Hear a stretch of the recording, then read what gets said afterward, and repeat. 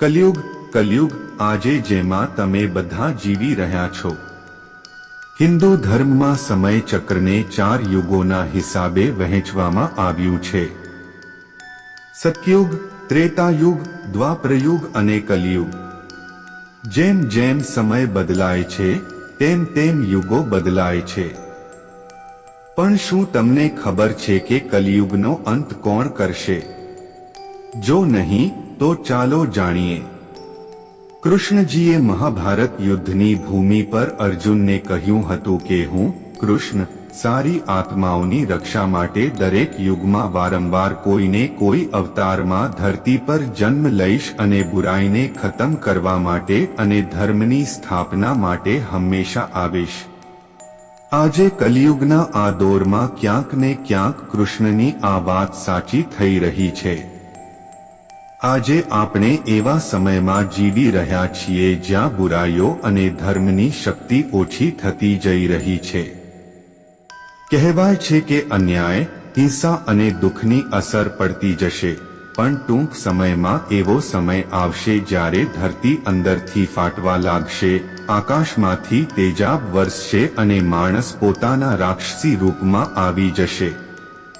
ત્યારે એક દિવ્ય યોદ્ધા પ્રગટ થશે, સફેદ ઘોડા પર સવાર, આગથી ઢંકાયેલી તલવાર સાથે, જેનો હેતુ હશે બુરાઈનો અંત કરીને ફરીથી ધર્મની સ્થાપના કરવી।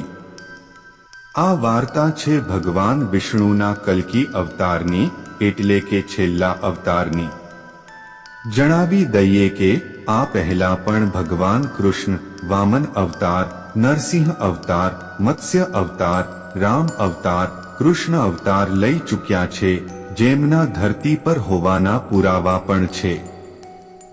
હિન્દુ શાસ્ત્રોમાં પ્રભુ નારાયણના અવતારો વિશે માહિતી આપવામાં આવી છે। એવું માનવામાં આવે છે કે વિષ્ણુજીનો કલ્કી અવતાર છેલ્લો અવતાર હશે જે તેઓ આ યુગમાં લેશે। હાલમાં અવતાર લેવાનું બાકી છે। ભગવાનનો અવતાર 64 કળાઓથી યુક્ત હશે। પુરાણોના માનવા પ્રમાણે ઉત્તર પ્રદેશના મુરાદાબાદ જિલ્લાના સંભલ નામની જગ્યાએ વિષ્ણુ યશ નામના તપસ્વી બ્રાહ્મણના ઘરે પ્રભુ કલ્કી પુત્રના રૂપમાં જન્મ લેશે। શ્રીમદ ભાગવત ગીતામાં જણાવાયું છે કે પુણ્યની માત્રા 25% રહી જશે। હાલમાં આ સમય કલિયુગનો પ્રથમ ચરણ ચાલી રહ્યો છે। તેની શરૂઆત 3102 ઈસા પૂર્વથી થઈ હતી। એવી માન્યતા છે કે કલ્કી અવતારમાં ભગવાન વિષ્ણુ દેવદત્ત નામના સફેદ ઘોડા પર આવશે અને ફરીથી ધર્મની સ્થાપના કરશે। તેમના અવતરણ પછી જ સતયુગની શરૂઆત થશે। હવે જે કલિયુગના રાક્ષસને મારવા માટે પ્રભુ અવતાર લેશે તે કેવો હશે, તેનું નામ શું હશે તે જાણીએ। તે માયાવી રાક્ષસનું નામ કલી પુરુષ હશે। એવું કહેવાય છે કે સમયની સાથે તે રાક્ષસ વધુ ને વધુ બળવાન થતો જશે। કલી પુરુષની અંદર અને માણસોની અંદર ઘૂસીને તેમને બુરાઈના માર્ગે ધકેલવાની શક્તિઓ હશે। તે ધીમે ધીમે સમયની સાથે ભૌતિક સ્વરૂપ પણ લેશે, જેથી તે વધુ શક્તિશાળી બની જશે। કલી પુરુષનો શક્તિ સ્ત્રોત ફક્ત અધર્મ છે અને તે જ તેને આ યુગમાં મળશે। બુરાઈની શક્તિઓ સાથે તેની સેનામાં માણસો જ હશે। કલી પુરુષ માણસોને પણ તે જ શક્તિઓ આપશે જેની તેમને જરૂર હશે।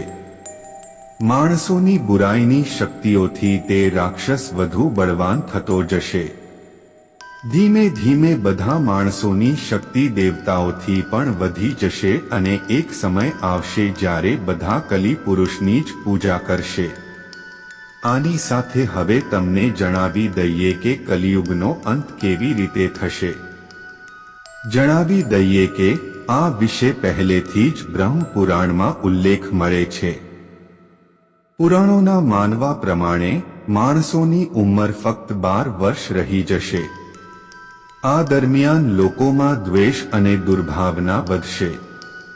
આ યુગમાં જ્યારે પાપની બધી સીમાઓ પાર થઈ જશે, ત્યારે કલિયુગની ઉંમર વધતી જશે. એ જ રીતે બધી નદીઓ સુકાતી જશે. દિવસના લાલચમાં માણસ કોઈની પણ હત્યા કરવાથી ડરશે નહીં. માણસ ધાર્મિક કામો કરવાનું બંધ કરી દેશે અને ગાય દૂધ આપવાનું બંધ કરી દેશે. ત્યારે ભગવાન વિષ્ણુ કલ્કી અવતાર લેશે અને પાપીઓનો નાશ કરશે. કલી પુરુષને હરાવવા માટે ઘણા ચિરંજીવી ભગવાન કલ્કીનો સાથ આપશે. કલ્કી પુરાણના માનવા પ્રમાણે કલી પુરુષનો સંપૂર્ણ અંત નહીં થાય, ફક્ત તેની શક્તિઓ ખતમ થઈ જશે. પણ એક વખત ફરીથી તે કલિયુગના આગલા કલ્પમાં આવશે. એટલું જ નહીં, તેનો સાથ આપનારા માણસોનો પણ અંત નિશ્ચિત છે.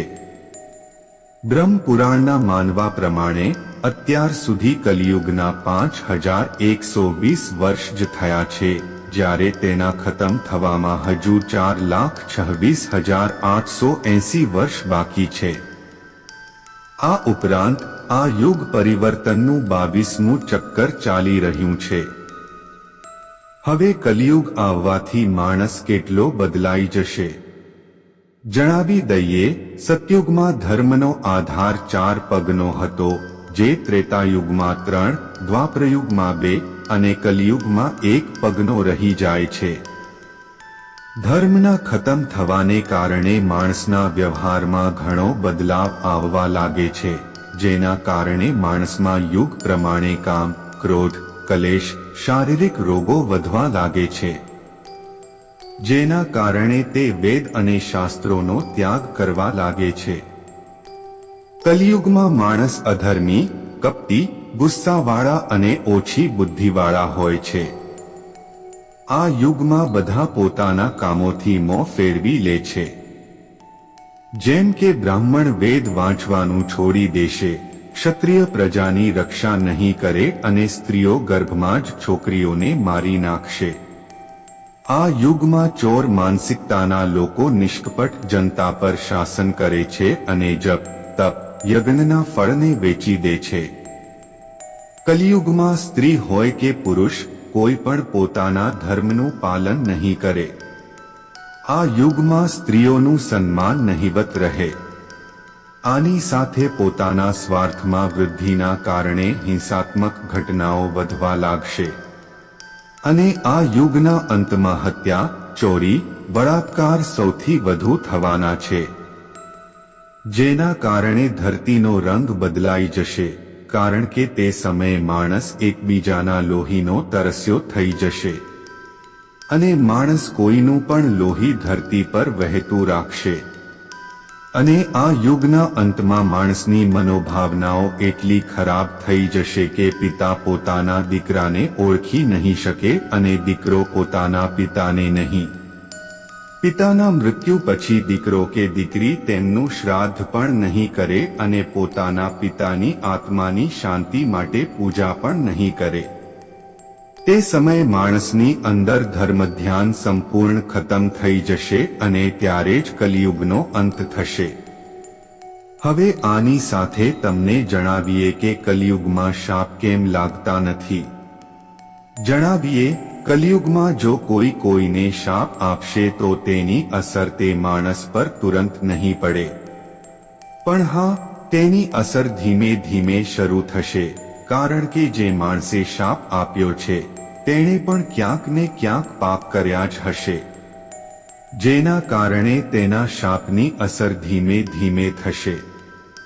કલિયુગમાં પૂર્ણ આત્મા મળવી ખૂબ મુશ્કેલ હશે. જો તમે ક્યારે કોઈ પાપ નહીં કર્યું હોય અને તમે કોઈને શાપ આપ્યો હોય તો ભલે હમણાં તે શાપ ન લાગે, પણ તેની અસર ધીમે શરૂ થશે. આ માટે તમારે યોગ્ય સમયની રાહ જોવી પડશે અને તમે જાતે સમજી જશો. ભગવાન હમણાં છે, તે સમયે પણ હતા અને આવનારા સમયમાં પણ રહેશે. આપણે ફક્ત તે ઉપરવાળા પર ભરોસો રાખવો પડશે. જે માણસ ઈશ્વર પર ભરોસો રાખે છે તે માણસો પર ભગવાન હંમેશા નજર રાખે છે. જે રીતે માણસનો આશીર્વાદ બાકી લોકો માટે સાચો માનવામાં આવે છે, તેનાથી ઉલટું જો કોઈ માણસ કોઈને શાપ આપે છે તો તેના માટે અશુભ ઘડી બની જાય છે, જ્યાં તેને પાપના દંડનો ભાગીદાર બનવું પડે છે. હવે આ તો બધા જાણે છે કે અધર્મની જીત ક્યારે નથી થતી, પછી ભૂતકાળ હોય, વર્તમાન કાળ હોય કે ભવિષ્યકાળ હોય.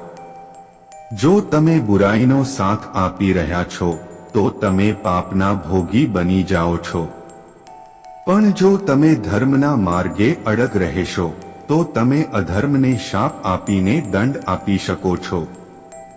સૌથી મોટી ભૂલ તો એ લોકો કરે છે જે આ શાપોમાં ભરોસો નથી રાખતા. જો તમે ભલાઈ વિશે વિચારો છો તો તમારે શાપ વિશે પણ વિચારવું પડશે. આની સાથે તમને જણાવી દઈએ રહસ્યમય દરવાજા વિશે, જે ફક્ત ભગવાન કલ્કી જ ખોલશે. જેમ કે બધાને ખબર છે, પદ્મનાભ સ્વામી મંદિર દેશના સૌથી વધુ ધનસંપત્તિથી ભરેલા મંદિરોમાંથી એક છે. પણ ફક્ત સંપત્તિના કારણે જ નહીં, પણ તેના ભયાનક રહસ્યોના કારણે પણ આ મંદિર ચર્ચામાં રહે છે. એવું માનવામાં આવે છે કે અહીંના ગુપ્ત તહખાનાઓમાં એટલો ખજાનો છુપાયેલો છે કે જેનો કોઈ અંદાજ પણ નથી લગાવી શકતું. આવા જ 7 તહખાનાઓમાંથી 6 દરવાજા ખોલવામાં આવ્યા છે, પણ 7મો દરવાજો હજુ પણ બંધ છે. જણાવી દઈએ, જ્યારે આ મંદિર બની રહ્યું હતું ત્યારે રાજા માર્તંડે પોતાની આસપાસના 7 રાજાઓને કહ્યું હતું કે મંદિરના 7 દરવાજામાં ગુપ્ત ધન રાખી શકાય છે, જે કોઈ મુસીબત આવે ત્યારે ઉપયોગમાં લઈ શકાય. ત્યારે બધા રાજાઓએ પોતાની ક્ષમતા પ્રમાણે ભરભર કરીને ખજાના લાવીને અહીં જમા કરી દીધા. જ્યારે બધા તહખાના ભરાઈ ગયા ત્યારે એક એવો રાજા આવ્યો જેની પાસે કૌસ્તુભ મણિ હતી. આ તે જ મણિ હતી જે સમુદ્ર મંથનના સમયે નીકળી હતી. પછી તેને ભગવાન કૃષ્ણે પોતાના હૃદયમાં ધારણ કરી લીધી હતી. જ્યારે આ મણિ રાજા માર્તંડના હાથમાં આવી ત્યારે તે તેને જોતા જ સમજી ગયો કે આ કોઈ સામાન્ય વસ્તુ નથી. પછી રાજાએ તે જ મણિને 7મા દરવાજાની પાછળ રાખી દીધી. તેની સુરક્ષાને ધ્યાનમાં રાખીને તેણે બ્રાહ્મણોને બોલાવીને 7મા દરવાજા પર નાગપાશ મંત્રથી તેને બંધ કરાવી દીધું. કહેવાય છે, હવે તે દરવાજાને તે જ ખોલી શકશે જે ત્રિકાલદર્શી હશે. એવું કહેવાય છે કે કલિયુગમાં જ્યારે પાપ પોતાની સીમા પર હશે ત્યારે ભગવાન કલ્કી આવશે અને આ મણિને ધારણ કરી લેશે. જણાવી દઈએ, આ વાત અમે નથી કહેતા, આને ભવિષ્ય પુરાણ કહે છે. એવું પણ કહેવાય છે કે આ દરવાજો ગરુડ મંત્રના સચોટ મંત્રોચ્ચારથી પણ ખોલી શકાય છે. જો મંત્રમાં કોઈ ભૂલ થઈ તો તેનું મૃત્યુ નિશ્ચિત છે. પણ એવો કોઈ સિદ્ધ પુરુષ નથી મળ્યો જે આ મંદિરના રહસ્યો ખોલી શકે. જણાવી દઈએ, તે 7મા દરવાજા પર 2 મોટા મોટા સાપ બનાવેલા છે, જેને જોતા જ લોકોની આત્મા કાંપી જાય છે. કોઈ પણ તેની પાર જવાનું વિચારતું નથી. અહીંના મોટા મોટા બ્રાહ્મણોનું કહેવું છે કે આ 7મા દરવાજાની વચ્ચે શ્રી ચક્ર ચૂંદાયેલું છે. તે શ્રી ચક્ર જ્યાં ખુદ ભગવાન વિષ્ણુ, દેવી લક્ષ્મી સાથે વિરાજમાન રહે છે. કહેવાય છે, જે આ દરવાજા પર કાન લગાવીને સાંભળે તેને સમુદ્રની લહેરોનો અવાજ આવે છે. સાપોની ફૂંફાડવાનો અવાજ પણ આવે છે. જ્યારે બાકીના દરવાજા ખોલવામાં આવ્યા હતા ત્યારે 7મો દરવાજો પણ ખોલવામાં આવી રહ્યો હતો. પણ જેવો 7મા દરવાજા એટલે કે વોલ્ટ બીની નજીક પહોંચ્યા ત્યાં દરવાજા પર બનેલા 2 ભયાનક નાગના ચિત્રને જોઈને કામ રોકી દેવામાં આવ્યું હતું. તે નાગને જોઈને લોકોના મનમાં આવ્યું કે જો સાતમો દરવાજો ખુલશે તો કંઈક ખોટું જ થઈ શકે છે. એવું કહેવાય છે કે એક વખત કોઈએ સાતમા દરવાજાને ખોલવાની કોશિશ કરી હતી, પણ ઝેરી નાગોના કરડવાના કારણે તેનું મૃત્યુ થઈ ગયું. ખરેખર આ દરવાજો સ્ટીલનો બનેલો છે અને તેના પર બે નાગ બનાવેલા છે જે આ દરવાજાની રક્ષા પણ કરે છે. અને તો વૈદિક સાધના કરનારા ઘણા સાધુ સંતોએ પણ મંદિરનો દરવાજો ખોલવાની કોશિશ કરી, પણ ફક્ત નિરાશા જ હાથ લાગી. સાતમા દરવાજાની પાછળ કેટલા પૈસા છે તે અલગ વાત છે, પણ એટલું ચોક્કસ છે કે આ દરવાજો આજ સુધી રહસ્યથી ભરેલો છે. માન્યતા છે કે આ તહખાનો ભગવાન સુધી જાય છે, તેથી પ્રભુ પણ નથી ઈચ્છતા કે આ દરવાજો કોઈ સામાન્ય માણસના હાથે ખોલાય. જ્યારે બાકીના 6 તહખાનાની વાત કરીએ તો અત્યાર સુધી 1,32,000 કરોડની સંપત્તિ મળી ચૂકી છે. તેમાં ભગવાન વિષ્ણુની 3.5 ફૂટની એક સોનાની મૂર્તિ પણ મળી હતી, જેમાં કિંમતી હીરા અને પથ્થરો જડેલા હતા. તેમજ 18 ફૂટ લાંબી સોનાની સાંકળ પણ મળી હતી, સાથે ઘણી માત્રામાં હીરા અને રત્નો પણ મળ્યા હતા. વિડિયો ગમે તો લાઈક કરો, અમારી ચેનલમાં નવા હોય તો સબસ્ક્રાઇબ કરો.